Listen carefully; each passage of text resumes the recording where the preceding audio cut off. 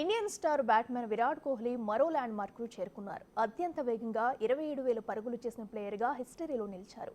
ఈ mile stone 594 innings లో చేరుకున్నాడు. బంగ్లాదేశ్ తో జరుగుతున్న రెండో టెస్ట్ మ్యాచ్ లో 4వ రోజు సాధించారు.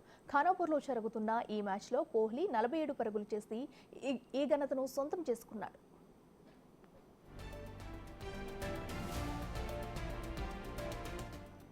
సచిన్ తర్వాత ఈ ఘనతను సాధించిన రెండో భారత ఆటగాడిగా కోహ్లీ చరిత్రకెక్కారు. ఓవరాల్ గా సచిన్ తొలి స్థానంలో ఉండగా శ్రీలంక ప్లేయర్ కుమార్ సంగక్కర్ రెండో స్థానంలో, ఆసీస్ ఆటగాడు రికీ పాయింట్ మూడో స్థానంలో ఉన్నారు. ప్రస్తుతం కోహ్లీ 4వ స్థానంలో కొనసాగుతున్నాడు.